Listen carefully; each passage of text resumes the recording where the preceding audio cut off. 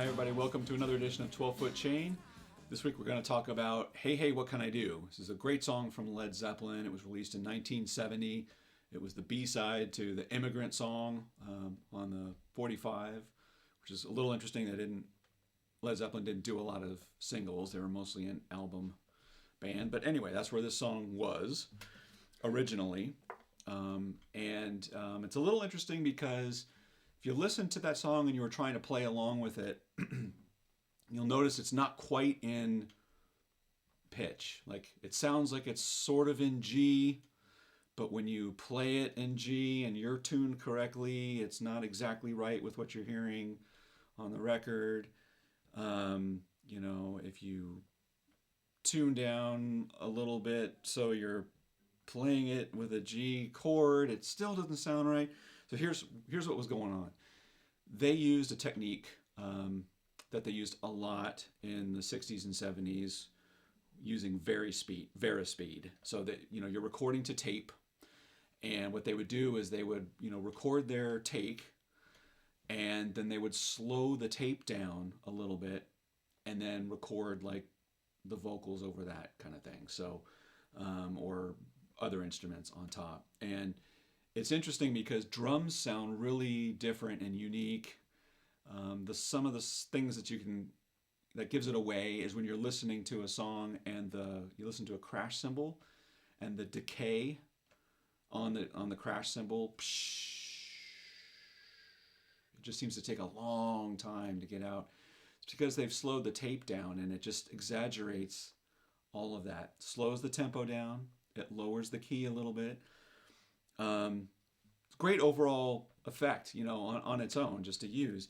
So anyway, if you want to play this in the chord shapes that Jimmy Page used, he was actually using A, and they actually recorded it in A at a slightly faster tempo. I'm sure someone on YouTube has this where you can have the original tempo sound. But they took it and slowed it down a little bit, and it's not quite exactly a half step. It's not quite exactly a whole step. It's somewhere in between, seems like anyway, it's somewhere in between a G and an A flat. So in order to play this in the way that he played it on guitar, you want to tune your guitar down a little bit. And like I said, I can't tell you exactly where to go, but if you want to tune to me, here's where I'm at. Here's your sixth string, fifth, fourth, third, second, and first. Okay, so you tune to that. Okay, so your home shape is going to be A. You're going to play it in quote unquote A, all right? Okay, so the intro lick, let's just start going through it. And by the way, the chords in this song, they're easy chords. They're cowboy chords, okay? They're all sort of first position chords, nothing super unique about those. I'll just go over what those are, what the different parts are. There's a couple little unique things that he does when he's playing with it that we'll go through, and then we'll call it good. All right, so the intro.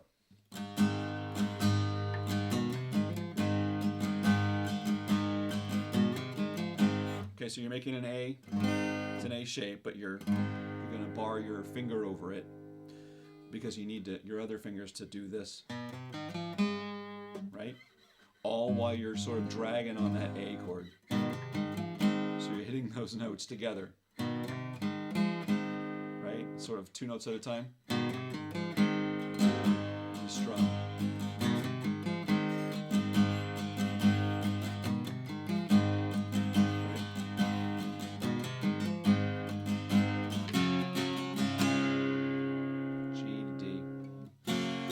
I use G, and I think Jimmy Page a lot uses G in this way. So you're not playing the open B. You're not doing that.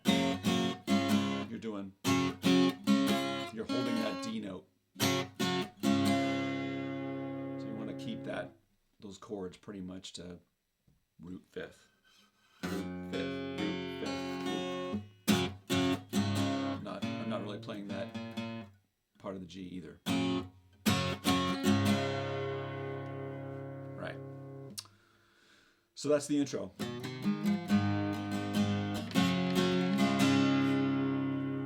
Okay, then the verses are A, E, G, D. And then remember that G is the same G that we played before.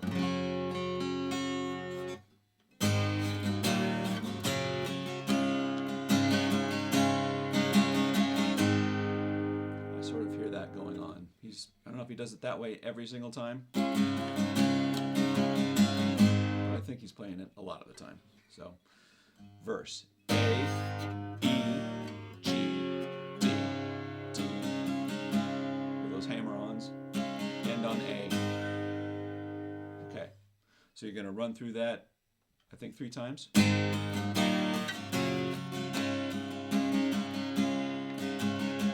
1.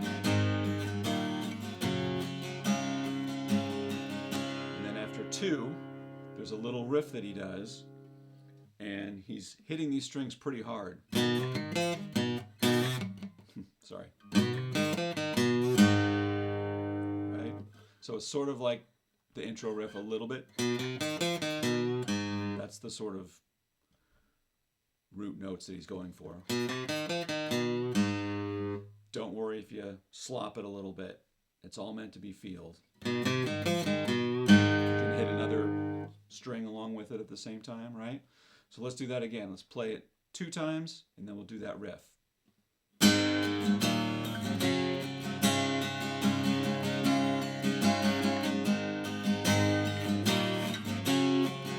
it comes.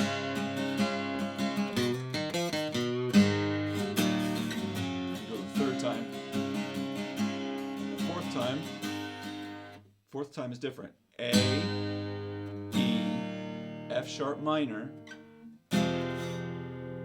D. So the bass is doing a walk down in the major scale. Oh. Ends on D, right? So that note there, the A flat.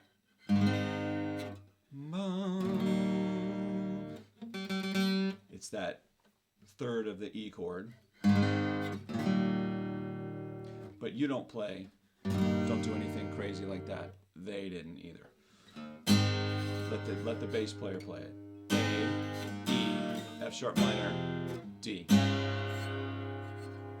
Okay, so let's run through that whole verse one more time.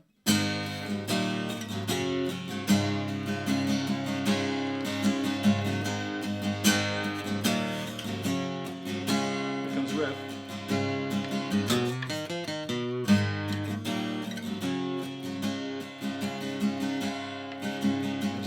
Fourth. All right. So that's the verse sections.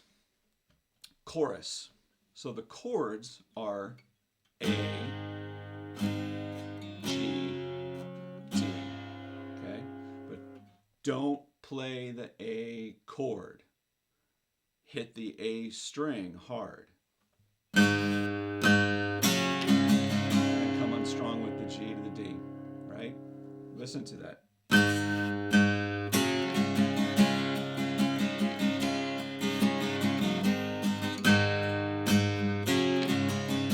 Makes all the difference in the world. Actually, they don't do that riff during the chorus. So, A.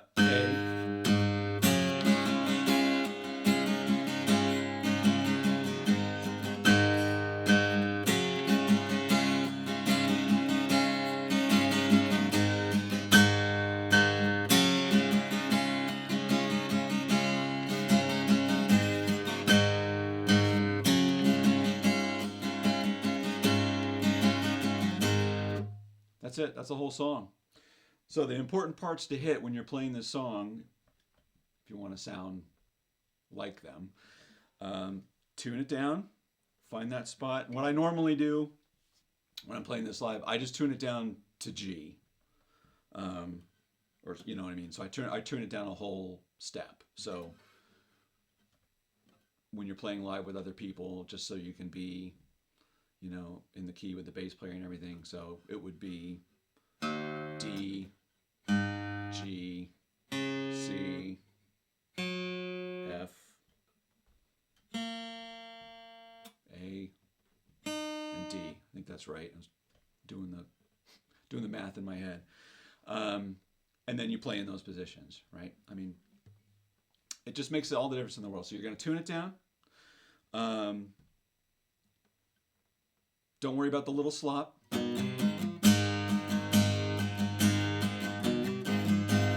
how it sounded. And then when you come to the chorus, remember to hit that A string really hard.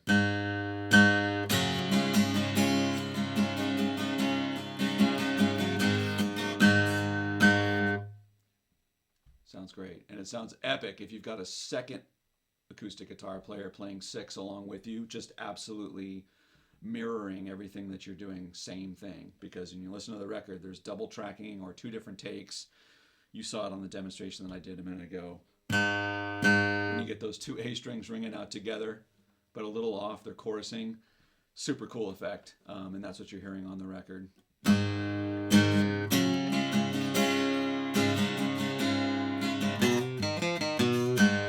Don't forget that riff in the middle of the verse. Okay, thanks for watching. See you next time. Let me know in the comments what you thought about this. If you like what we're doing here, click like and subscribe. And please let me know in the comments what other songs you would like me to take on, and I'll do that next week. Okay, until then, take care, everybody.